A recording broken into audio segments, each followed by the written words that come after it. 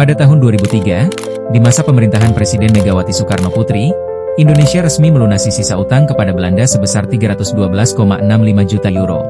Kalau dikonversi dengan kurs hari ini, itu setara dengan sekitar 5,47 triliun rupiah.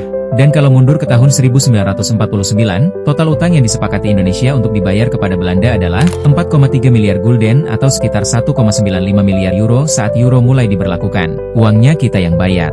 Padahal, yang menjajah ya mereka. Lah, logikanya di mana?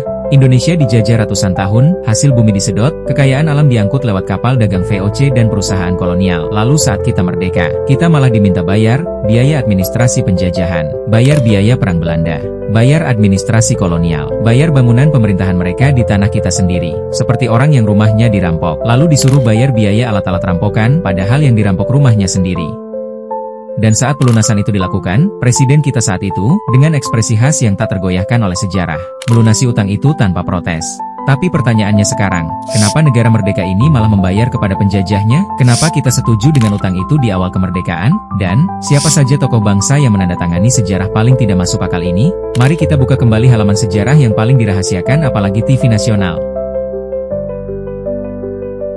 Ceritanya bermula dari sebuah perundingan di negeri yang dulu menjajah kita selama 3,5 abad. Tahun 1949, Indonesia dan Belanda duduk satu meja dalam forum resmi bernama Konferensi Meja Bundar di Den Haag, Belanda. Dari pihak Indonesia, hadir nama-nama besar, Muhammad Hatta, sang proklamator, sebagai ketua delegasi, Sultan Hamid II, Muhammad Rum, Dr. Subandrio, dan lain-lain. Mereka datang bukan dengan tangan kosong, tapi dengan beban satu bangsa di pundak mereka. Belanda akhirnya mau mengakui kedaulatan Indonesia. Tapi, tentu saja, dengan syarat Indonesia harus membentuk negara federasi sementara, RIS, dan membayar utang pemerintah kolonial Hindia Belanda sebesar 4,3 miliar gulden, ditawar jadi 3,1 miliar gulden. Utang itu mencakup biaya penjajahan, biaya administrasi kolonial, hingga biaya dua agresi militer Belanda yang membunuh ribuan rakyat kita sendiri. Iya, kamu tidak salah dengar, kita yang dijajah, tapi kita juga yang bayar. Tapi kenapa kita mau? Kenapa para pemimpin kita menyetujui utang gak masuk akal ini? Jawabannya pahit, tapi nyata. Pertama, Belanda tidak akan menyerahkan kedaulatan kalau kita tidak bayar. Tanpa itu, kemerdekaan kita bisa dianggap tidak sah di mata dunia. Kedua, kita perlu pengakuan internasional agar bisa masuk PBB dan mendapat bantuan asing. Ketiga, ada tekanan dari negara-negara barat agar konflik segera selesai dan tidak membuka jalan bagi komunisme. Dan keempat, dan mungkin yang paling manusiawi, para pemimpin kita lelah berperang. Mereka sudah mengorbankan segalanya untuk kemerdekaan. Kini, mereka ingin tutup buku, walau harus membayar biaya penjajahan dengan tangan sendiri. Bahkan, ada janji dari Belanda bahwa Papua akan diserahkan kemudian. Tapi seperti janji kolonial pada umumnya, itu hanya jadi catatan kaki dalam sejarah. Ditandatanganilah perjanjian KMB itu. Indonesia resmi menjadi negara berdaulat. Tapi dengan bon panjang yang baru saja dimulai, sebuah kemerdekaan, dengan cicilan.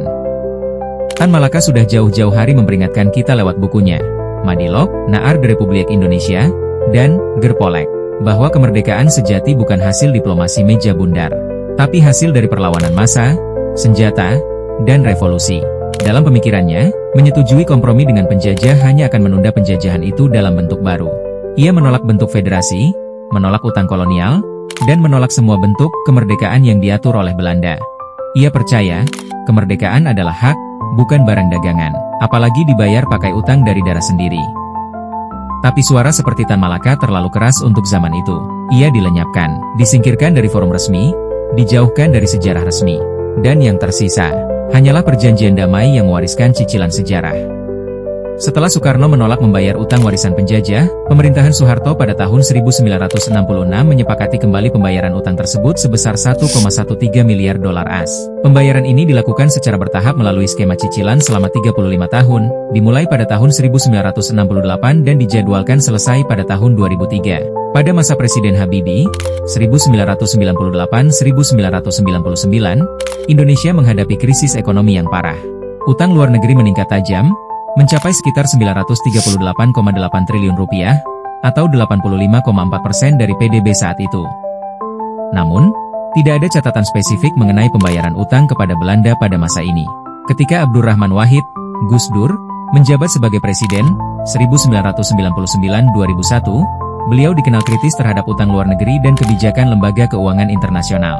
Gus Dur berhasil menurunkan rasio utang terhadap PDB dari 85,4% menjadi 77,2%. Namun, tidak ditemukan informasi yang menyatakan bahwa Gus Dur pernah membayar utang kepada Belanda.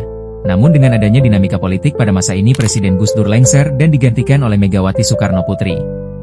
Akhirnya, pada masa pemerintahan Presiden Megawati Soekarno Putri, Indonesia menyelesaikan pembayaran utang kepada Belanda yang telah disepakati sejak tahun 1966. Pada tahun 2003, di masa pemerintahan Presiden Megawati Soekarno Putri, Indonesia resmi melunasi sisa utang kepada Belanda sebesar 312,65 juta euro. Kalau dikonversi dengan kurs hari ini, itu setara dengan sekitar 5,47 triliun rupiah.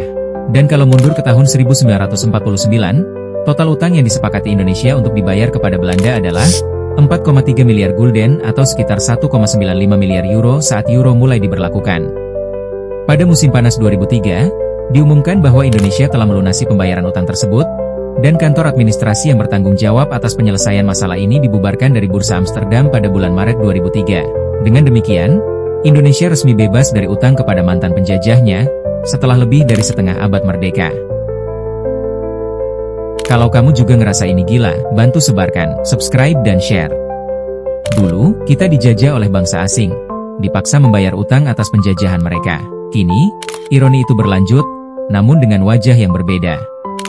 Proyek kereta cepat Jakarta-Bandung, yang digadang-gadang sebagai simbol kemajuan, menelan biaya sekitar 114,24 triliun rupiah. Dengan pinjaman dari China Development Bank, Indonesia harus membayar utang sebesar 79 triliun rupiah dengan bunga 3,4% dan tenor 30 tahun. Setiap bulan, cicilan pokok dan bunga mencapai sekitar 226,9 miliar rupiah. Namun, proyek ini diperkirakan baru akan balik modal dalam waktu 40 tahun. Sementara itu, beban utang sudah mulai ditanggung oleh rakyat sejak sekarang. Selama satu dekade pemerintahan Presiden Jokowi, utang pemerintah meningkat tajam, dari 2.608 triliun rupiah pada 2014 menjadi 8.461,93 triliun rupiah per Agustus 2024. Sebagian besar utang ini digunakan untuk membiayai proyek-proyek infrastruktur, termasuk jalan tol sepanjang 1.900 km. Namun, banyak dari proyek tersebut dibangun tanpa kajian yang matang, sehingga tidak memberikan dampak ekonomi yang signifikan. Akibatnya, utang terus menumpuk, sementara manfaatnya belum dirasakan secara merata oleh rakyat.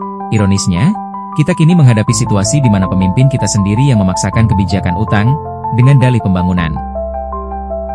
Dulu kita dijajah oleh bangsa asing, kini kita dijajah oleh ambisi dan kepentingan sendiri. Sejarah berulang, namun dengan pelaku yang berbeda. Dulu penjajah datang dari luar, kini penjajahan datang dari dalam. Kalau kamu merasa ironi ini menyakitkan, jika kamu lelah melihat bangsa ini dijual oleh para elitnya sendiri, maka kamu tidak sendiri. Mari bergabung dalam gerakan Merdeka Sejati Indonesia. Gerakan anti pembodohan, anti money politik, dan pro kebahagiaan serta kesejahteraan untuk seluruh rakyat Indonesia. Klik tombol subscribe, tekan like, dan tulis pendapatmu di kolom komentar. Suaramu, sekecil apapun, akan memperkuat langkah perubahan.